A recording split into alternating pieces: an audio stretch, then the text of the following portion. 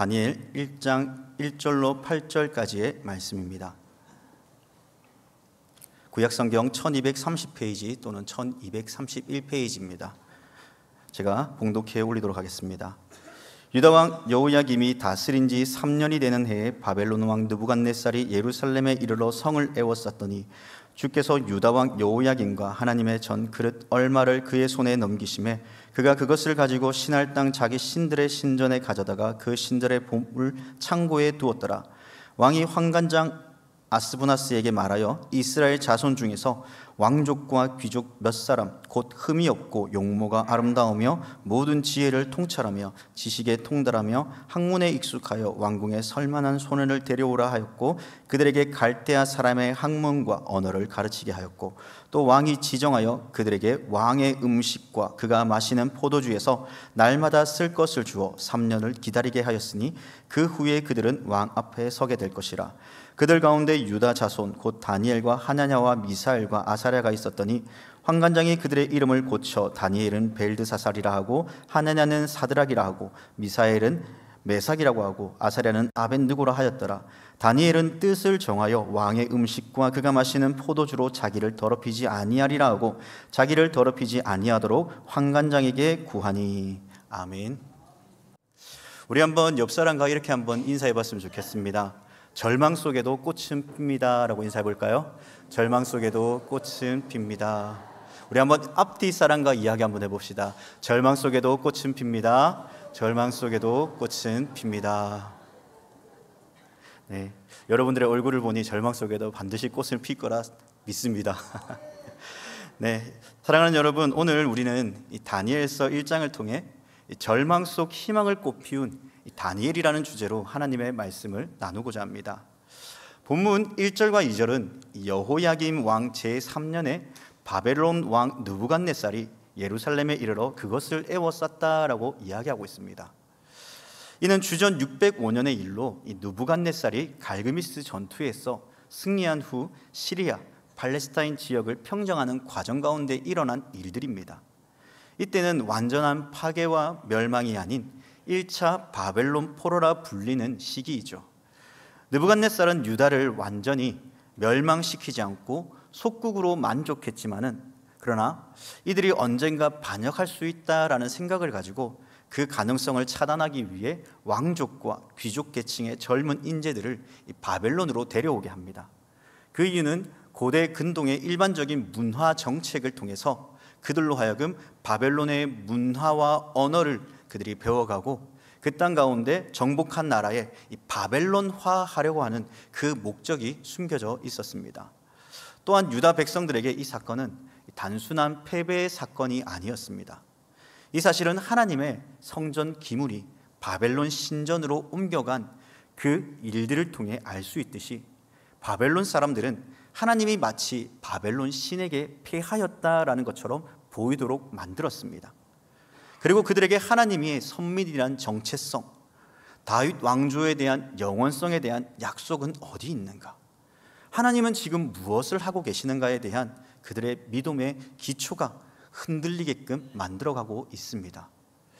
이러한 역사적 배경을 볼 때 우리는 다니엘과 그의 동료들이 경험한 절망의 깊이를 더욱 자세히 알 수 있죠. 이들은 단순히 개인적인 불행이 당한 것이 아니라 민족의 멸망과 신앙의 위기를 온몸으로 겪어야 했다라는 것입니다. 우리 인생에도 예상치 못한 절망의 순간들은 찾아옵니다. 갑작스러운 질병, 경제적 위기, 가족의 해체, 사업의 실패 또는 꿈과 계획의 좌절, 이러한 상황들 앞에서 우리는 종종 무력감을 느끼고 절망에 빠져서 우리는 하나님께 이렇게 말하죠. 하나님, 어디에 계십니까? 그러나 오늘 우리가 살펴볼 다니엘의 이야기는 이처럼 절망적인 역사적인 고통의 상황 속에서도 하나님을 향한 그 희망을 잃지 않았던 한 청년의 감동적인 신앙의 여정을 보여주고 있습니다. 민족의 멸망과 신앙의 위기라는 절망적 현실 속에서도 하나님에 대한 믿음과 희망을 포기하지 않았던 다니엘과 세 친구의 모습을 통해 우리도 어떠한 상황 속에서도 흔들리지 않는 그 믿음을 우리는 어떻게 가져가야 될 것인가? 절망 속에서도 하나님께서는 어떻게 희망을 꽃피우시는가를 오늘 말씀을 통해 함께 바라보도록 합시다. 먼저 다니엘이 처한 이 절망적인 상황입니다. 다시 1절 말씀해 보면 유다왕 여호야김이 다스린 지 3년이 되는 해로 시작합니다. 여러분, 여호야김은요 요시야 왕의 아들입니다. 요시야 왕은 유다 제16대 왕으로서 말 그대로 예루살렘이 멸망하기 전까지 왕국의 마지막 종교적인 부흥과 회복을 주도한 인물, 경건한 왕이 바로 요시야였습니다. 그는 하나님에 의지했고 성전을 수리하면서 율법책을 발견하고 그 율법의 말씀들을 백성들과 함께 나누며 죄악된 백성들을 하나님 앞으로 거룩한 백성으로의 자리로 나오도록 이끌었습니다. 유월절 제사를 회복했고 우상을 파괴하면서 하나님 앞에서 겸손한 왕, 사람들이 보기에 경건한 왕으로 그는 인정받는 자였습니다. 그런데 그 회복도 잠시 이 요시야 왕은 무기또 전투에서 39세의 나이로 사망하게 되었다라고 열왕기하 23장 29절은 말씀합니다. 이제 그 아들 여호아스가 왕위를 물려받는데 그 나라는 점점 몰락해가죠. 왜냐하면 그는 여호와 보시기에 악을 행하였던 왕이다라고 열왕기하 23장 32절은 말하고 있기 때문입니다. 결국 이 일로 요시야 왕을 죽인 애굽 왕 바로 느고에게 포로로 잡혀서 죽임을 당합니다. 그리고 그 왕위는 형인 엘리야김이 이어가게 됩니다. 또한 애굽 왕 바로 느고는 엘리야김에서 그의 이름을 개명하여 여호야김으로 개명시켜서 오늘 그가 왕이 된 지 3년 후에 일어난 일들을 오늘 우리에게 알려주고 있다는 것입니다. 그럼 지금 일어난 일들이 왜 그러면 절망적인 상황이었을까요? 첫째는 먼저 애굽의 관리를 받으며 나라가 빼앗기고 조공을 바쳐야 했던 그러한 시기를 엘리야김은 살아가야 됐습니다. 다시 말해 여호야김은 살아가야 됐죠. 그런데 그가 죄악이 관영, 악함으로 인해서 하나님은 그를 심판하십니다. 이를 통해 백성들이 고통받고 이제는 바벨론이 예루살렘 성을 에워싸게 만들면서 다시 바벨론의 속국으로 살아가게 됩니다. 하지만 여기서 놓치지 말아야 될 것은 그들이 바벨론의 포로로 잡혀갔다는 것입니다.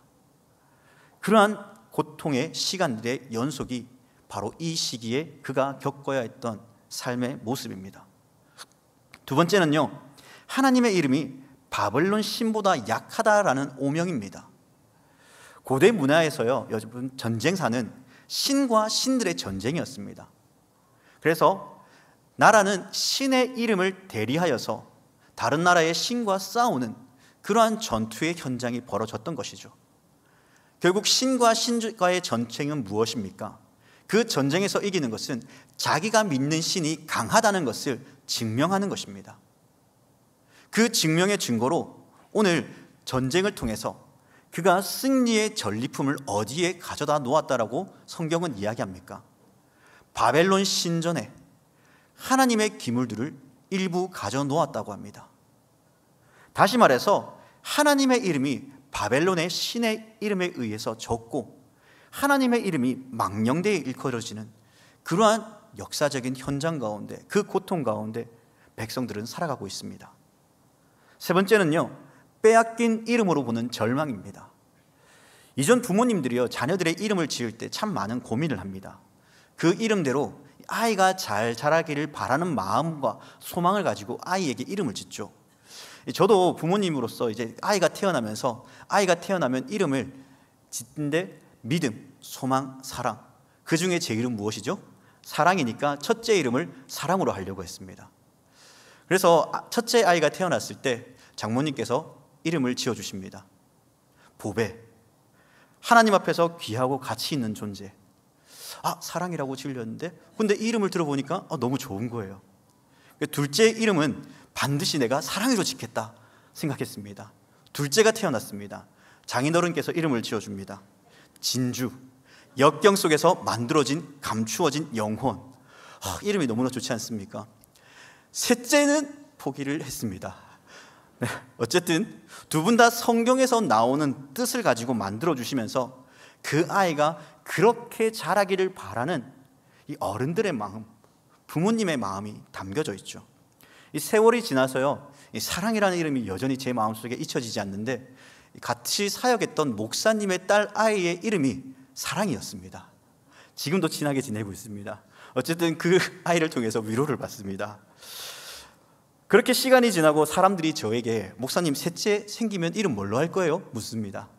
그래서 저의 의지보다는 그분들의 의지로 둘 다 보석 같은 이름이니까 첫째 이름은 김루비, 둘째 이름은 김에메랄드, 또 다른 사람은 김사파이어로 지으실 건가요? 라고 묻습니다.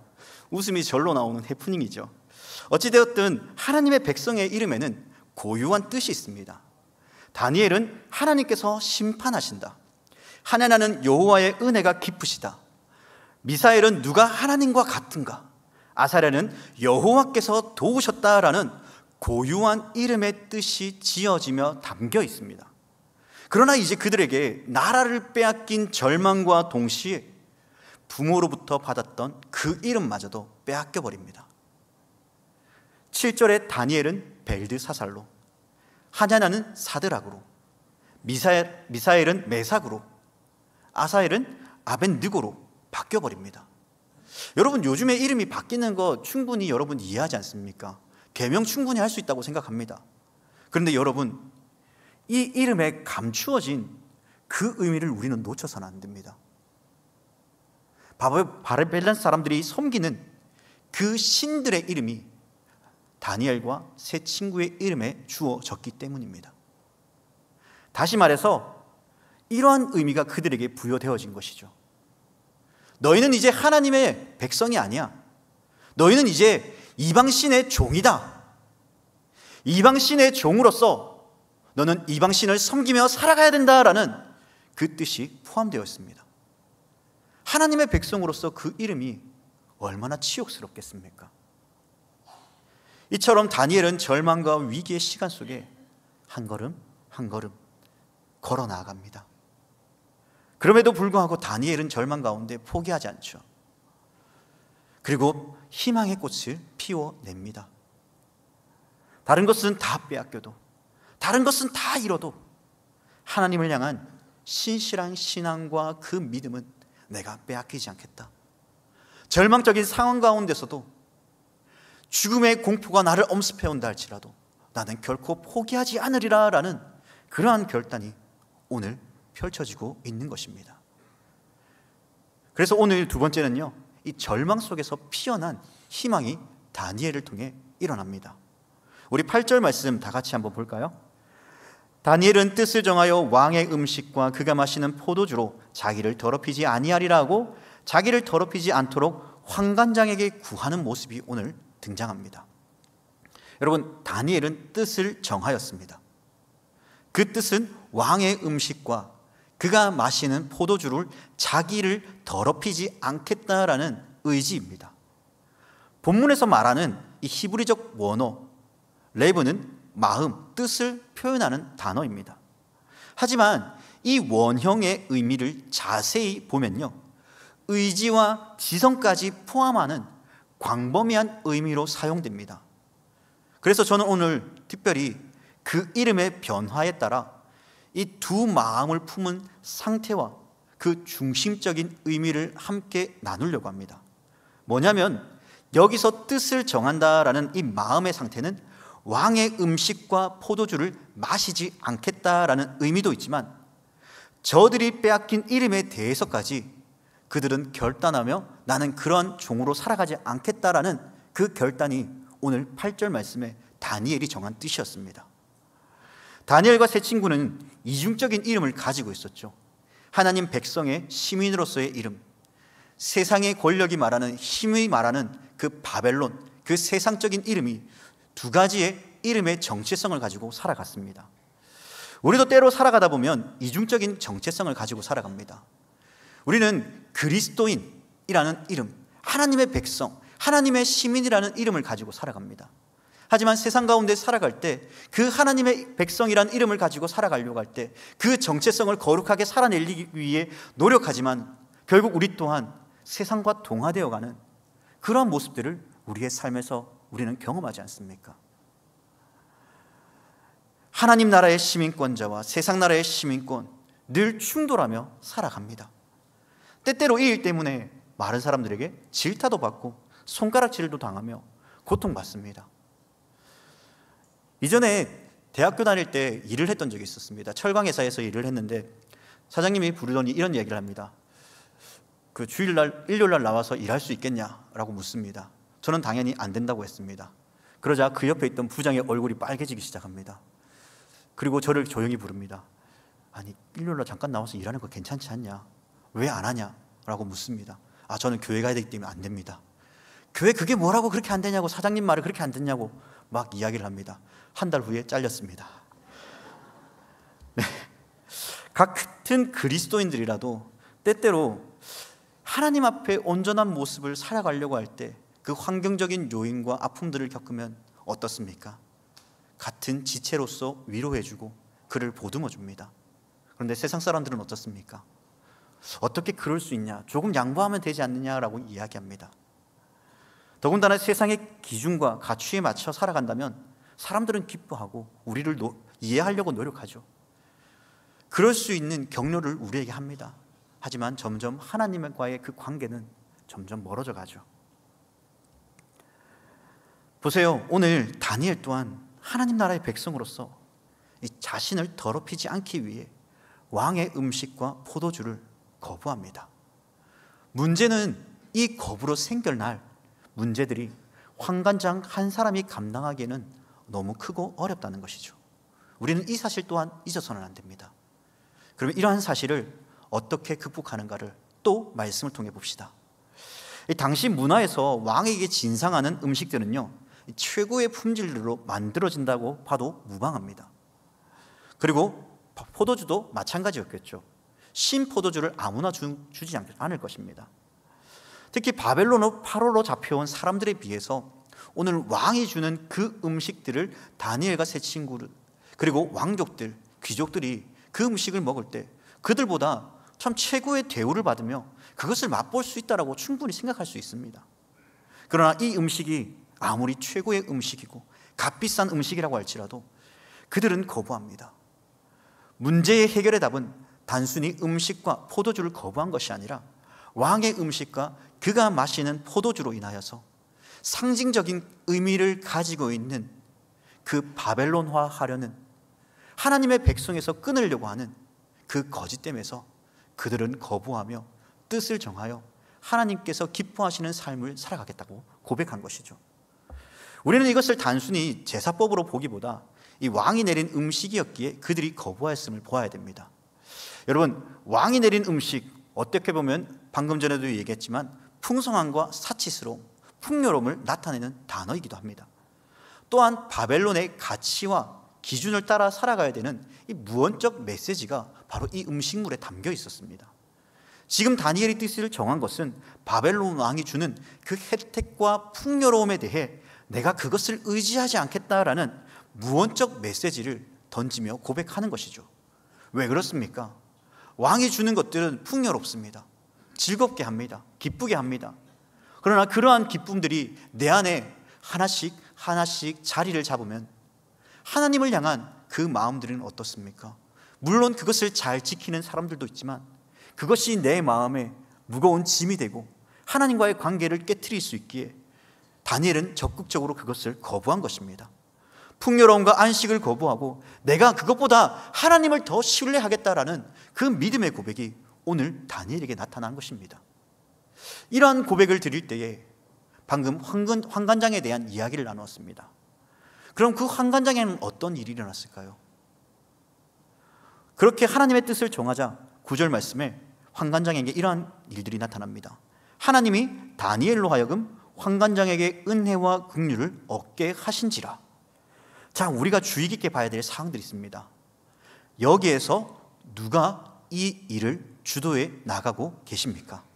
하나님이십니다. 절망 가운데 다니엘은 포기하지 않고 뜻을 정하여 그 뜻을 정하며 살아갈 때 누가 그 뜻을 인도하실 것을 믿었습니까? 하나님입니다. 하나님께 자신을 더럽히지 않으리라 결단합니다. 이 결단은 다니엘뿐만 아니라 오늘 다니엘과 함께했던 세 친구들에게도 동일하게 결단이 일어나죠. 중요한 것은 그들의 마음을 같이 모아 하나님의 백성으로 살아내기 위한 결단의 일들을 일으키자 하나님께서는 환관장에게 긍휼과 은혜를 베풀어 주셨습니다. 우리 모두는 현재 국가적, 위기적, 신앙적 위기 속에 살아가고 있습니다. 무엇이 옳고 그른지에 대한 판단은 각자의 관념과 생각과 가치관에 따라 얼마든지 달라질 수 있습니다. 내가 보고 자라온 환경과 그 가치의 기준에 따라 바뀌는 것이 그러한 모습들이죠. 그러나 하나님의 말씀은 어떻습니까? 과거로부터 현재까지 한 번도 분열되지 않았습니다. 하나님의 말씀은 언제나 하나님의 말씀이셨습니다. 하나님의 말씀은 과거나 현재나 미래에도 동일합니다. 그렇게 믿는 우리는 하나님 말씀 앞에 다른 어떤 것들을, 가치관을 중심에 두는 것이 아니라 하나님의 말씀을 우리의 중심으로 두고 나의 삶의 최고의 가치관을 말씀에 두어서 고난과 역경 속에 그 길을 걸어가야 되는 것이죠. 오늘 다니엘 또한 그러한 길을 걸어갔습니다. 다니엘은 자신이 처한 위기 속에서도 결코 뜻을 포기하지 않았습니다. 더군다나 하나님은 그 결단을 통해 그냥 내버려 두지 않고 함께 일하시는 은혜를 베풀어 주었죠. 그 은혜의 내용이 바로 오늘 10절과 16절 말씀을 통해 살펴볼 수 있습니다. 이 내용들을 요약하면요, 환관장이 다니엘의 결단에 경의를 표합니다. 하지만 문제가 있습니다. 자신도 왕의 신하이기 때문에 함부로 정할 수 없는 것이죠. 주인의 뜻이 있는데 어떻게 종이 주인의 뜻을 폐기하고 자신의 뜻을 관철시킬 수 있겠습니까? 말이 안 되는 것이죠. 만약 이러한 일들이 들킨다면 자신의 목숨을 담보로 머리를 내놓아야 됩니다. 환관장의 말입니다. 10절 말씀입니다. 내 머리가 왕 앞에서 밑태롭게 되리라. 여러분, 9절에서는 분명히 하나님께서 환관장에게 은혜와 긍휼을 베풀어 주셨다라고 말합니다. 그런데 10절에서 갑자기 환관장이 내 머리가 왕 앞에서 위태롭게 된다라고 이야기합니다. 자신의 생명이 당연히 중요하기에 충분히 환관장의 마음이 이해됩니다. 그런데 9절에서 하나님께서 은혜를 베푸셨다고 했는데 그 은혜는 어디 갔습니까? 또다시 다니엘 앞에 위기가 찾아왔습니다. 어떻게 된 것입니까? 하나님, 다시 하나님 앞에 뜻을 세우며 결단하려고 할 때, 내가 그 길을 걸어가야 될 때 위기가 찾아왔으니, 가로막힌 담이 내 앞에 있으니 하나님, 저는 또다시 포기해야 될까요? 이것이 하나님의 뜻이 아니구나 하고 다른 길을 기다려야 될까요? 충분히 그렇게 생각할 수 있습니다. 그런데 다니엘은 어땠습니까? 그렇지 않았습니다. 하나님을 의지하였더니 하나님께서 그에게 지혜를 주시죠. 우리 12절과 13절 말씀을 우리 한번 다 같이 한번 화면을 통해 다 같이 읽어보겠습니다. 청하오니 당신의 종들을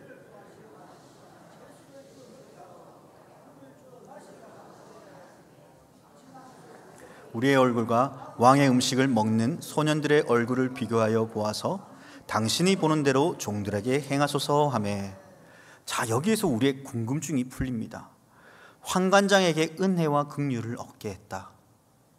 하나님이 주신 지혜로 다니엘은 다시 환관장에게 묻습니다. 채소만 먹은 자들과 왕의 음식을 먹은 자들과 10일 후에 비교하여 판단하여 달라고. 무조건 때를 써서 문제를 해결하기보다 지혜롭게 그 문제를 해결합니다. 포기해야 될 그 상황에 다니엘은 하나님께 지혜를 구하였고, 하나님께서는 환관장에게 은혜와 긍휼을 베푸실 때에 다니엘의 이 지혜 속에서 그 마음에 무엇이 참되고 옳은가를 깨닫게 되는 계기가 마련되신 것이죠. 우리 한번 14절, 15절, 16절 말씀을 보도록 하겠습니다. 드디어 환관장의 마음에 어떠한 은혜와 긍휼의 마음에 임했는지 봅시다. 14절, 그가 그들의 말을 따라 열흘 동안 시험 얻으니. 15절, 그들이 얼굴이 더욱 아름답고 살이 더욱 윤택하여. 16절, 감독하는 자가 그들에게 지정된 음식과 마실 포도주를 제하고 채식을 주니라. 여러분, 희망이 사라졌습니다. 절망이 다시 시작되는가 했습니다. 아니요, 하나님께서는 그 고난의 순간을 바꾸셨습니다. 환관장의 마음에 은혜와 긍휼을 얻게 하셨고, 다니엘에게 지혜를 주셔서 그 모든 위기를 오늘 말씀과 같이 바꾸셨습니다. 변화시키셨습니다. 희망이 없던 그 자리에 무엇이 피어납니까? 희망의 꽃이 피어납니다. 다니엘의 신앙적 결단은 하나님의 놀라운 계획과 뜻을 나타내는 계기가 됩니다.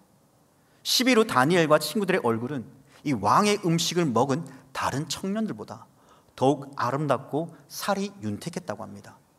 절망과 위기 속에서 하나님을 신뢰했더니, 절망 속에서 하나님께서 주시는 그 한 줄기의 희망의 빛이 다니엘에게, 오늘을 살아가는 우리에게도 비추어질 줄 믿습니다. 17절 말씀에 하나님이 이 네 소년에게 학문을 주시고 모든 서적을 깨닫게 하시고 지혜를 주셨으니 다니엘은 또 모든 환상과 꿈을 깨달아 알더라. 여러분 보세요.